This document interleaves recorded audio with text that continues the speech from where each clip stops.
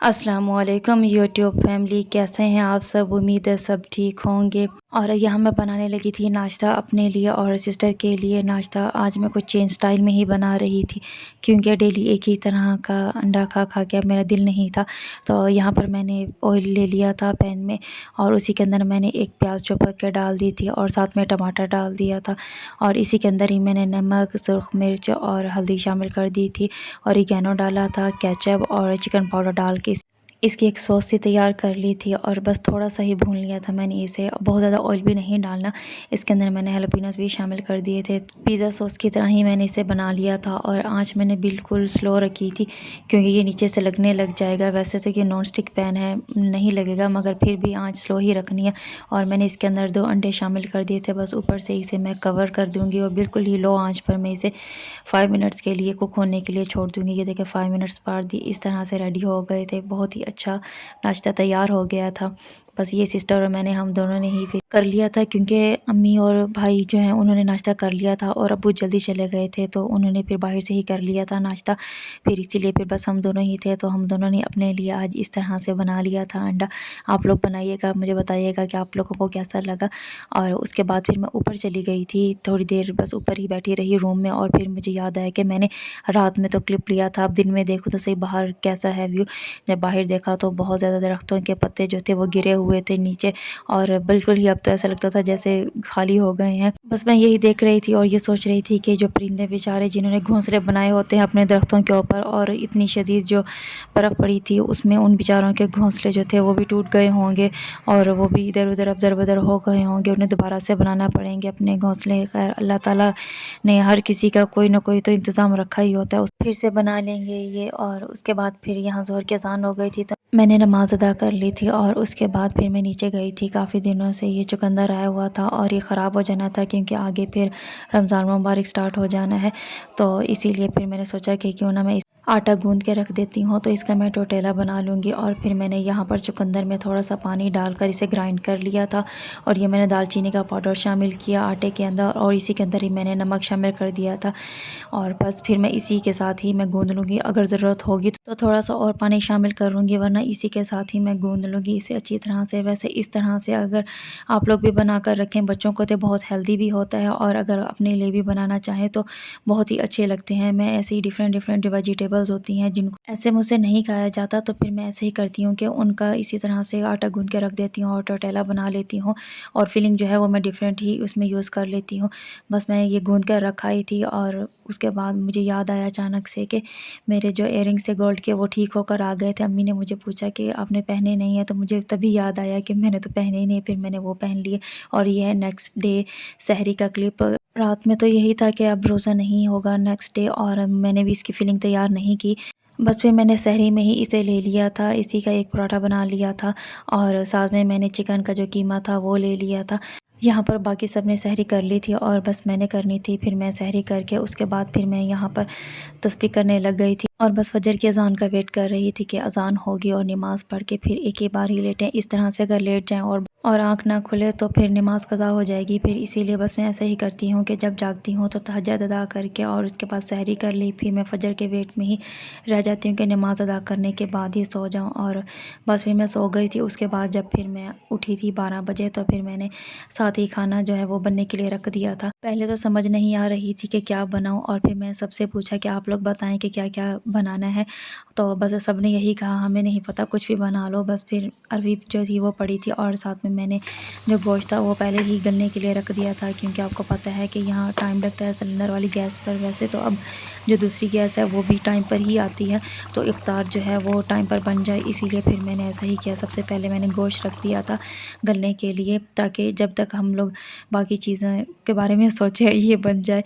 और बस यहाँ पर मैंने अरवी गोश्त बना लिया था, और साथ साथ में और चीज़ें भी बनाने के लिए मैंने रख दी थी, क्योंकि अगर एक ही चीज़ को लेकर बैठे रहें तो बस फिर इफ्तार का टाइम हो जाना है और कुछ भी रेडी नहीं होना।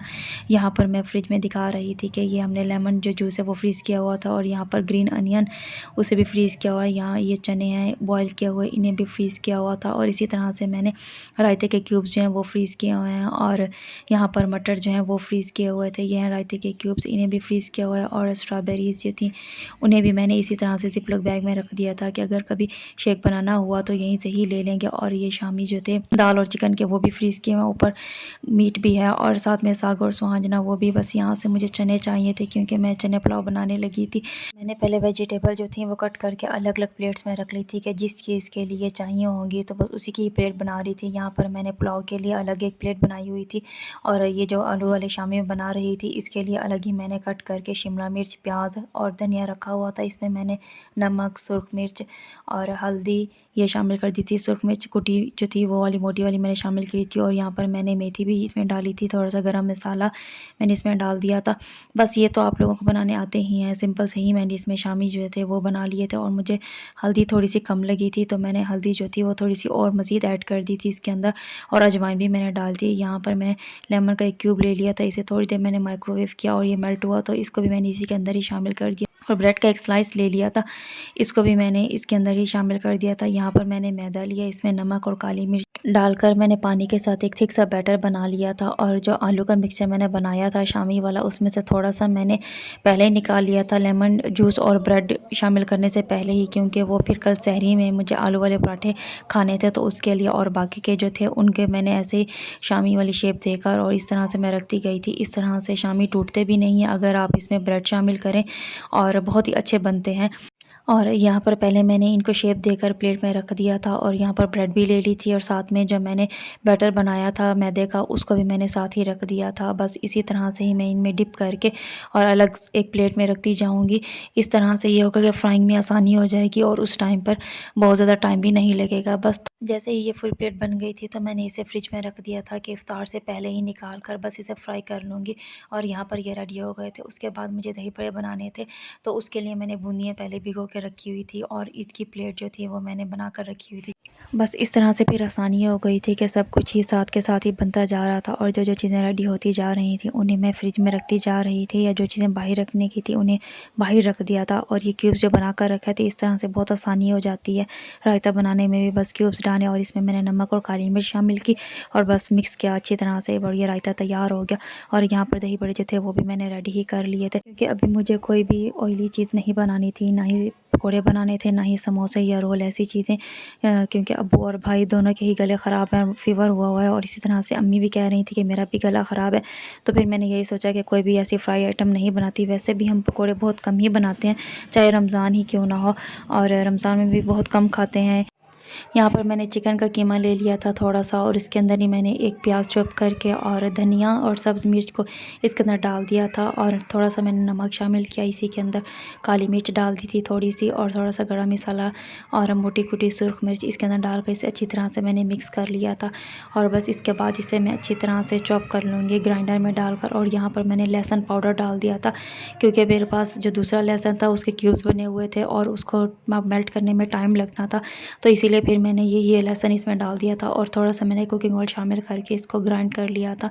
इस तरह से इसका एक पेस्ट बन गया था स्मूथ सा, और ये थोड़ा स्टिकी सा होगा, आपके हाथों को चिपकेगा तो थोड़ा सा पानी या ऑयल लगाकर बस स्क्वेयर्स के ऊपर लगा देना है। और साथ में राइस भी तैयार हो गए थे।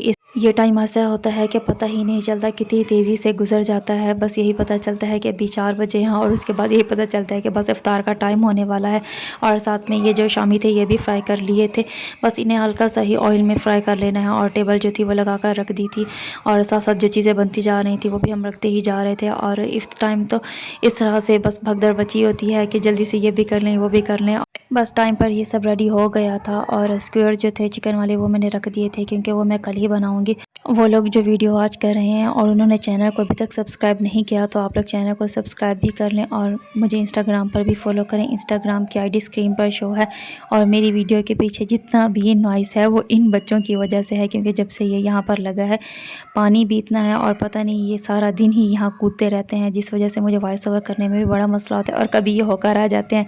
कोई नहीं, आप लोग बर्दाश्त कीजिएगा, खैर ये तो चलता रहेगा। और मेरी वीडियो को लाइक करने का बहुत बहुत शुक्रिया जिन्होंने मेरी वीडियो को लाइक किया है, और आप लोग कमेंट्स भी किया करें, और ज़्यादा नहीं तो सलाम का जवाब ही दे दिया करें। मिलती हूँ अगले व्लॉग में, तब तक के लिए अल्लाह हाफ़िज़।